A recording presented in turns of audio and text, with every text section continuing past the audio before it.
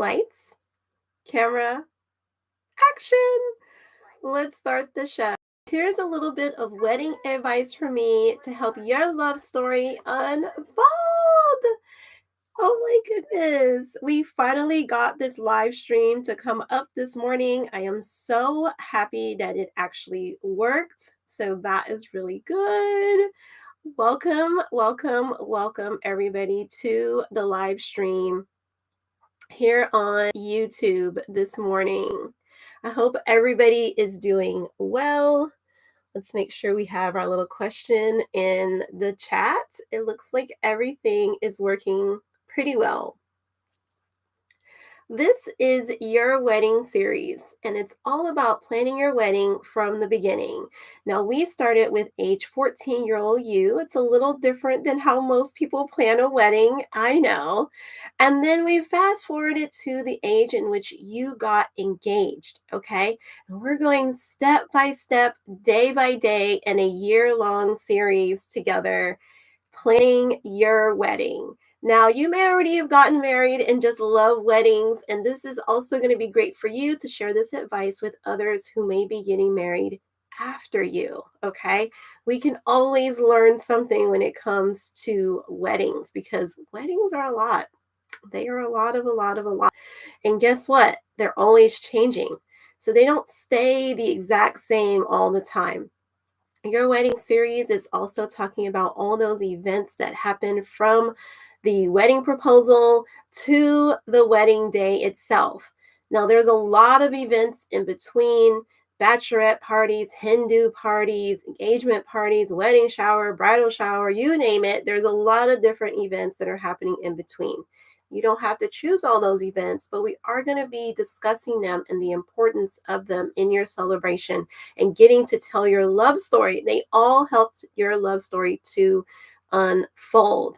Now, this podcast is not just a bit about me talking and talking and talking and sharing information that you can just look up on the internet, okay? And now there's so much AI tools out there. You can use that too.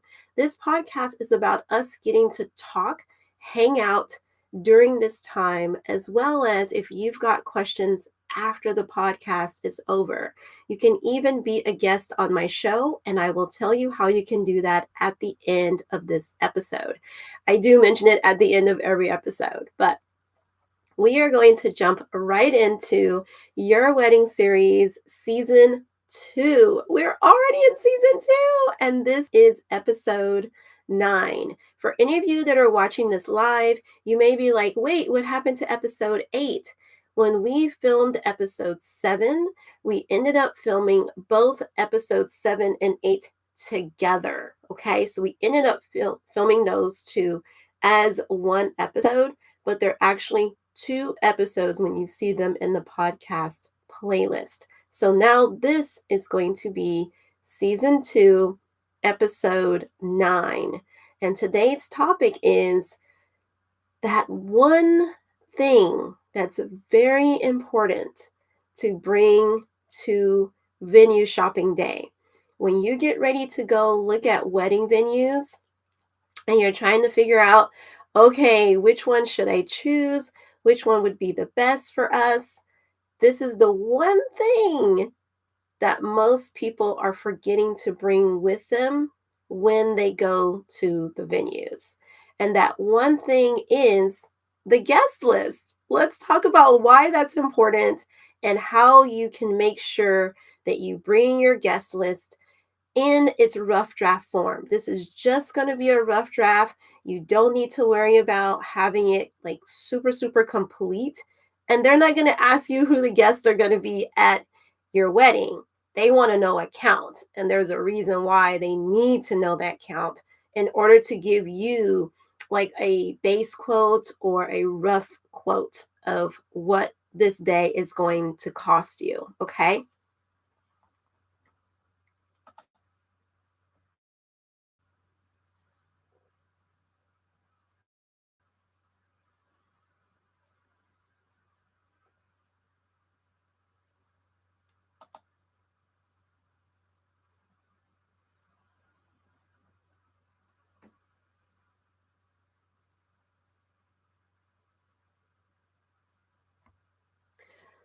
When we talk about bringing our guest list with us, we're talking about a rough draft of the size. That's the main thing that we're talking about. But for you and your fiance as a couple, you guys can go ahead and start thinking about your priorities. Who do you really, really want to invite to this wedding? Before you get to that, decide what size of wedding do you want in general? Do you want a very large wedding? And large to you can mean different things. Some people think that 65 guests is a very, very big wedding, but they probably don't have a lot of friends. They probably don't have a lot of family, and they may work at home and have absolutely no coworkers. So to them, 65 people is like, are you kidding me? That's huge, right? But to someone else who has a ton of family, a ton of friends, things like that, they're like, that's quite small. Like, I can't hardly invite anybody. And they would prefer a wedding to them when they think about large, 300, 500 people. Okay. So it's going to be relative to you. What size would you like to have? How many people would you like to be there? And it's also goes along with the aesthetic of the wedding too. So if you have like this grand large wedding, it usually means you're going to have a grand large venue. So it also goes like with your this aesthetic vision for the wedding as well. If you always saw yourself getting married in like this huge castle, right? Decked out in like gold and jewels and pillars and things like that, and you only have like 10 guests, well, it's going to feel quite weird, to have with only 10 guests at this massive venue. So, usually, your venue, also your aesthetic, are all going to like collide, right? What you've envisioned for that day for yourself. Now, it's like a small, intimate garden with maybe you know, a few chairs here and there, or I mean, a beach setting, you can pretty much go as wide as you want, but you usually see them kind of like compacted in and then bring the chairs coming out this way rather than out that way, right? Because they don't want to take up all of the beach. It'd be nice if they did. But you have to think about, okay, what is our idea of a big wedding and what is our idea of a small intimate wedding? You'll hear more people say intimate than small, but tomato tomato, it's up to you on how you guys want to define this. You've got to prioritize this because once you start venue shopping and researching, your eyes are going to get wider and wider and wider, the things that you're looking at, especially if you're not going to go with a church wedding, if you're not going to go with a courthouse wedding, or if you aren't going to elope to another country or on like a cruise or something. Once you start looking at like these venues that you see when you're driving down the street and all these different things, it's going to get very, very large. So it's up to you to figure out what's your personality, what's the aesthetic that you want to go for your wedding. People are getting married in barns, and I'm like, does that fit your aesthetic? Or are you just doing it because it's trendy? So you also want to think about that. I would not suggest having whatever is like on trend. I would think about more of the traditional aspect of things. Okay.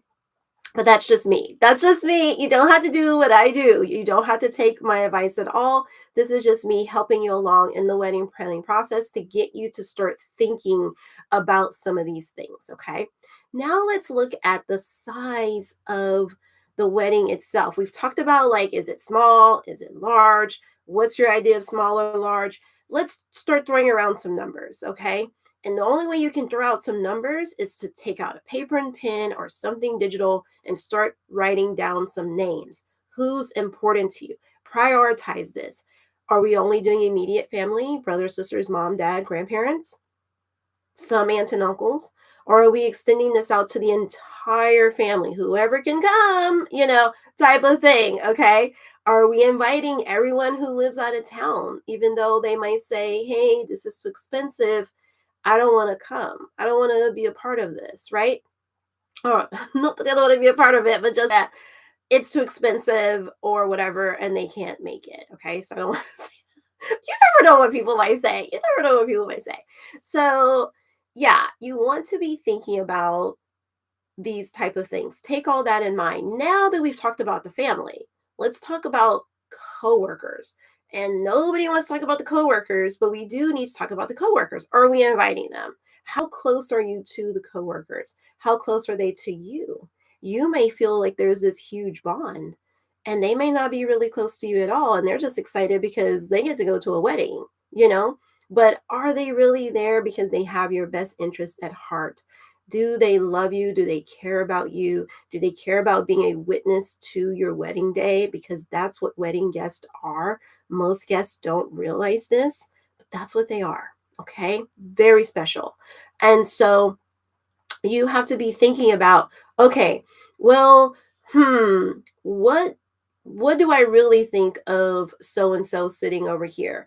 You know, when we were little, we were kids and everyone got invited to the birthday party. You guys know what I'm talking about. Everyone got invited, whether you like that person or not.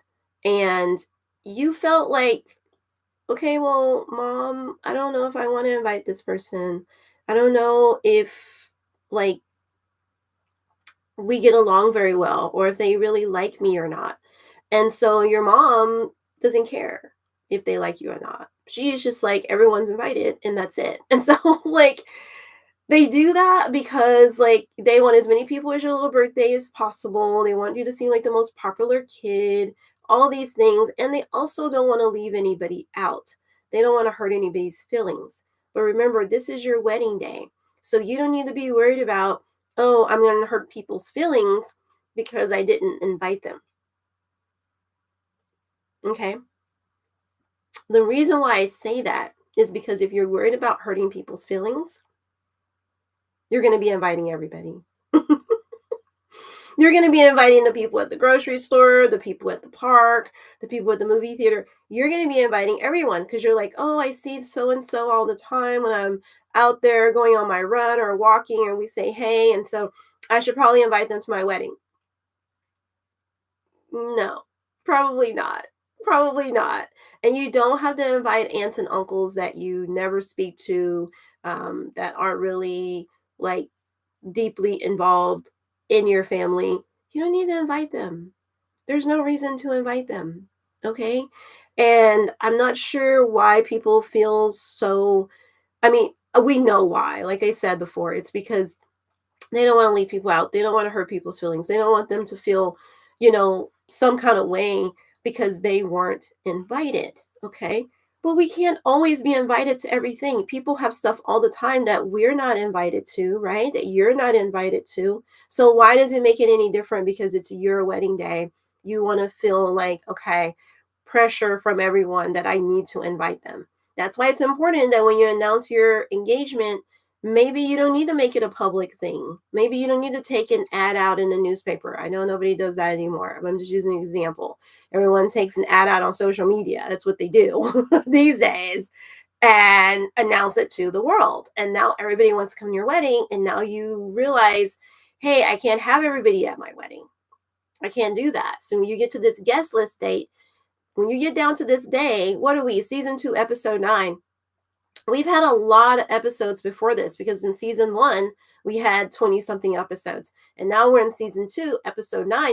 A lot has happened between season 1, episode 1, and now season 2, episode 9.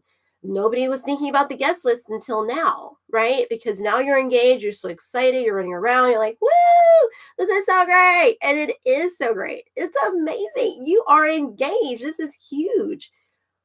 But this guest list is so important to have, okay? From the beginning, people are running out venue shopping and picking venues, don't even have their guest list with them. What are we doing? What are we doing? Okay, what are we doing? So let's keep going here on the importance and the priorities of the guest list. And this is a rough draft. This is not the full guest list. That will come. This is just you getting an idea of prioritizing who will be invited to the wedding. Now, I will tell you something. This will probably change along the way. Okay, this will probably change. People will drop out.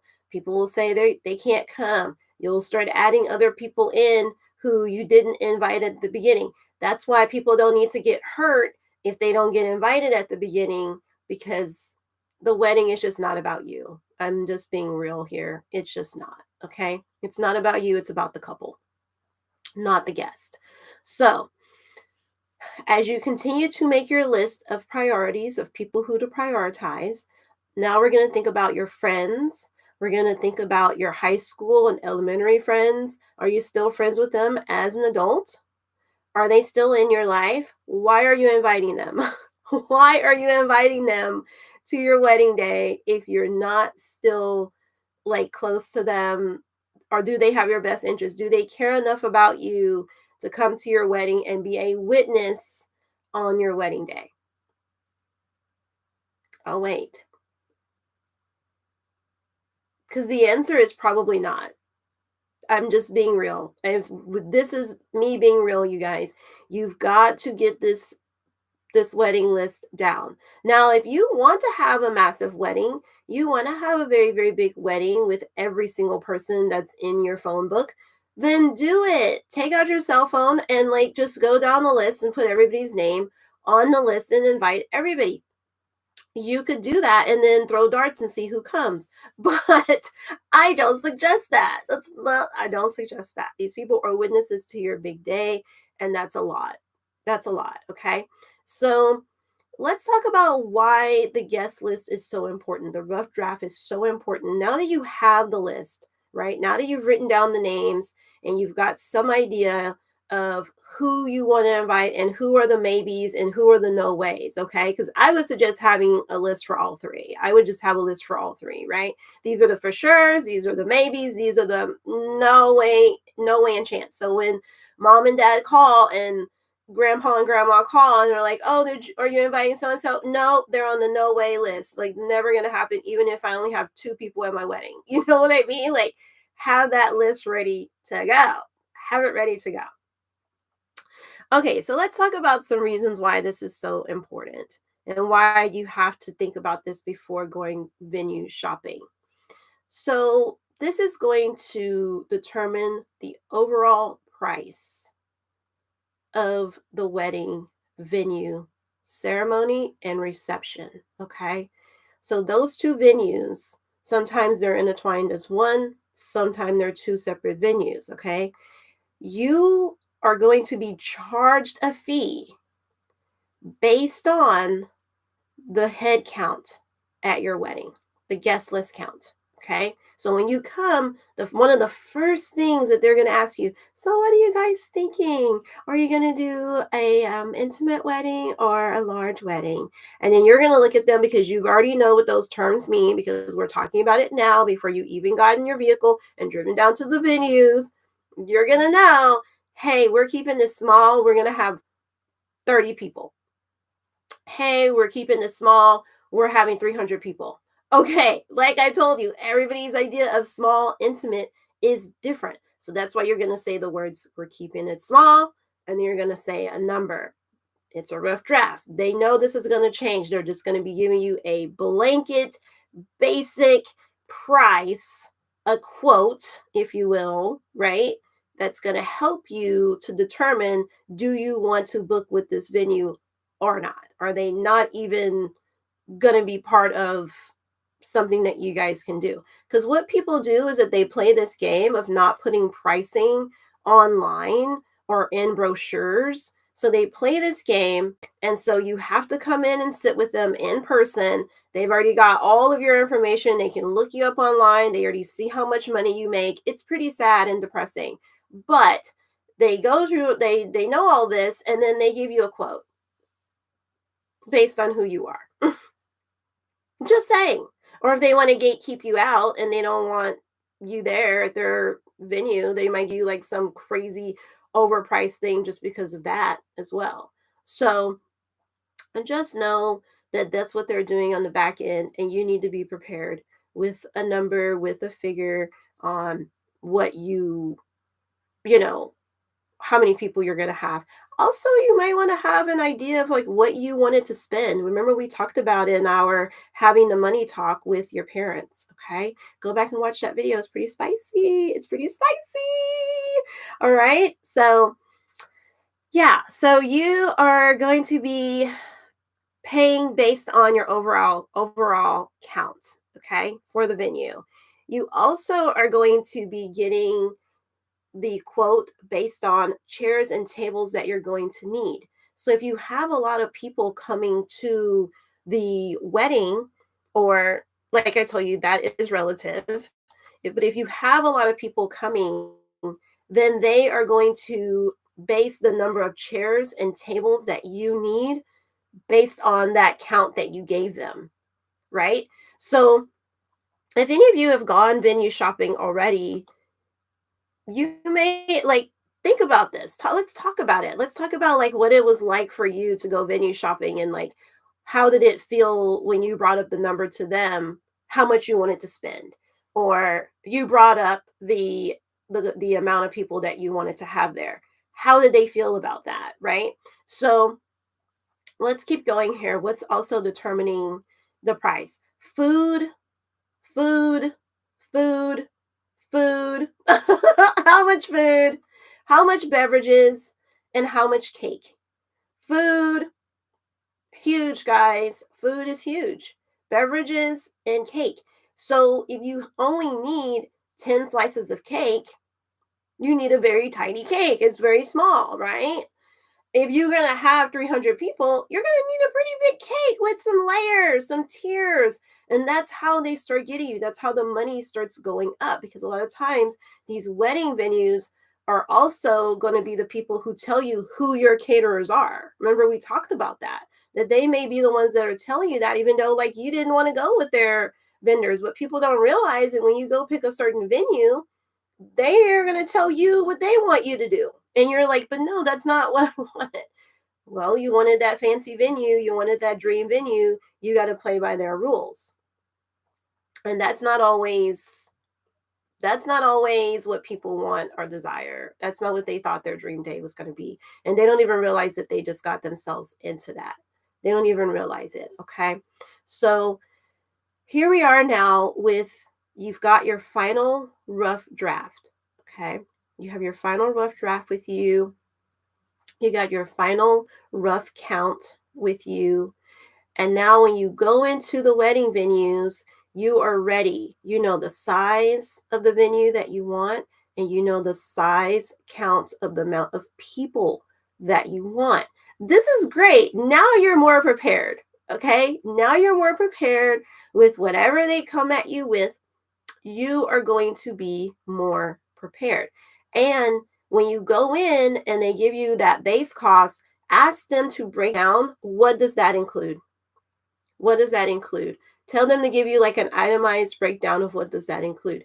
We're going to be doing an amazing episode that's going to talk about Q&A for your wedding venues, okay? And I'm just going to be rapid firing like questions. I mean, rapid firing questions. There may not be a lot of definition of each question. We may wait for that till the end for anybody who just looking for the list. We're going to rapid fire some questions that you need to ask them. And one of those questions that you're going to be asking is, hey, can I have a breakdown of what this cost is going to include? What's in this? Are you just paying for 4 walls and some chairs and tables? Maybe that's all you need. Maybe that's all you need. But if that's all you're needing and that's all you're getting, I wouldn't be giving people $40,000 right now as of the day I'm making this video. I would not be doing that. And many people are doing that, and that's all that, because that's all that they're getting. That's all that they're getting, and they don't realize it. They don't realize it. Okay. So, what's in our budget binder? Absolutely nothing. We spent nothing this episode. There's nothing to put in the budget binder. Yay! Be my guest. If you would like to be my guest here on our wedding series podcast, I would love to have you here with me. It's an amazing time. I would love to hear from you. I want to hear like your opinions and your thoughts. I know that my opinions and thoughts are very different and very spicy from others. So I want to hear, like, do you agree with the things that I'm saying? Do you feel like, no way, I could never go into a venue and be so bold and talk to them in this way and ask all these questions? People are so immersed in the venues that they don't ask the right questions. they don't ask the right questions, if any questions at all. So I'm trying to help you guys. I would love to hear from you. Now, if you also just want a buddy to talk to because you've been planning your wedding, this has been overwhelming, or this has been awesome, this has been an amazing time of your life, and you don't have anybody to talk to. You don't have like your friends, your family, or you have very little people to talk to, and you're feeling like, okay, I wish I had somebody to talk to about this. I just need somebody to just listen to the planning that I'm doing so far. Hi, I'm your content creator. Like, I am here to help you with all that. I'm here to be a great listener.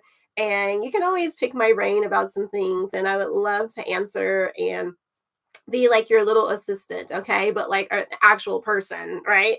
So, yeah, you can feel free to reach out with me for that as well. Now, during our conversation, if you would like to record our video call that we have together and you want me to share it here on your wedding series podcast, I would love to share it with everybody, okay? I don't want it to just be, for just you and I, because there may be something in there that somebody else can like learn from in going venue shopping, right? In going wedding venue shopping. So let me know if you want to be on the show, if you want to join me here. And I would love to have you. I literally would love to have you on the show. All right, you guys. So this is the end of our podcast for today. This is the end of the episode. Remember, if you would like to chime in, please do so while we are live. It's so awesome. And I am here to answer your questions. I will see you, lovebirds, in the next episode. Bye, lovebirds.